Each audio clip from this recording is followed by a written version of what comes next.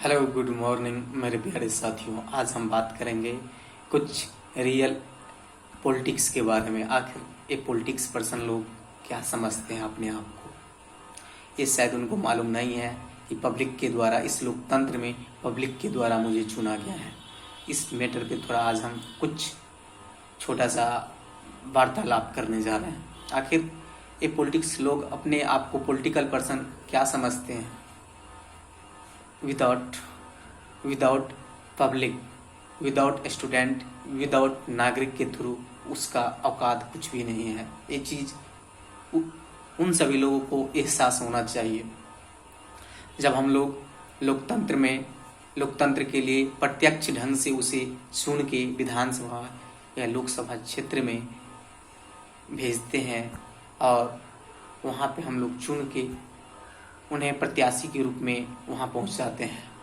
जब विकास करने की बात आती है तो फिर आ जाते हैं अपना औकात पे वो। आखिर ऐसा क्यों?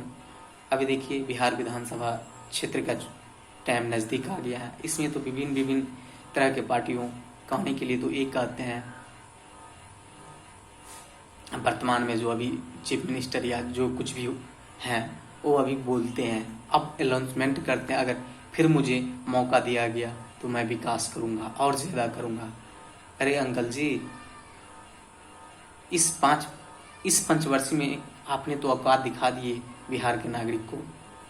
या कोविड-19 हो या बाढ़ की बात हो या कोई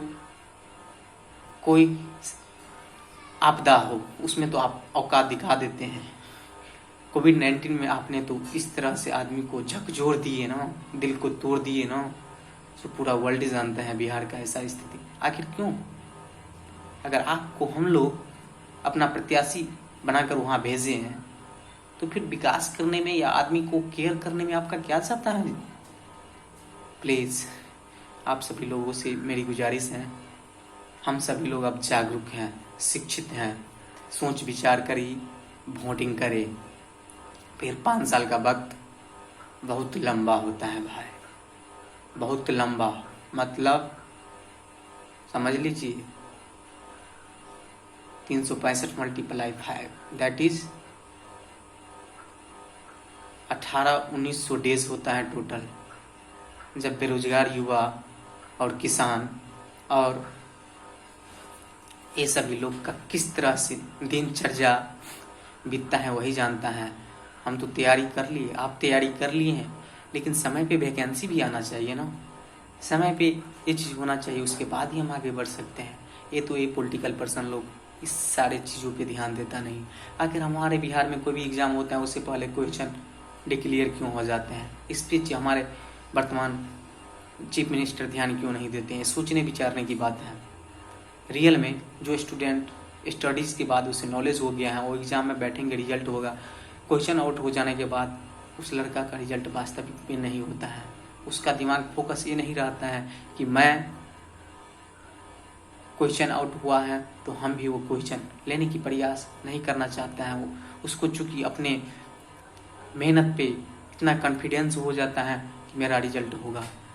बहुत सारे बात हैं हमारे बिहार में, बाढ़ में ही डूबे रहते हैं तो सुखाड़ में ही चले जाते हैं। उत्तरी बिहार और दक्षिणी बिहार की बात है, दक्षिणी बिहार सुखाड़ में ही जाता है, उत्तरी बिहार बाढ़ से ही तरह मर रहे हैं। आखिर ऐसा क्यों? बाढ़ को आप लोग कंट्रोल नहीं कर सकते हैं, सुखाड़ को कंट्रोल नहीं कर सकते हैं? बिल्कुल कर सकते हैं। अगर ये आप सोल्व कर दीजिएगा, इस चीज़ को कर दीजिएगा, तो फिर आप पॉलिटिक्स किस मुद्दा पे कीजिएगा? ये बात समझ लीजिए। जनता जागरूक हो जाता है ना तो आपको बिल्कुल आपको अपने औकात पे ला देंगे। इसलिए प्लीज़ आपसे गुजारिश है, जिस भी पार्टी का गवर्नमेंट बने प्लीज़ विकास कीजिए, बिहार के नागरिक को शीर्ष पे ले चलिए।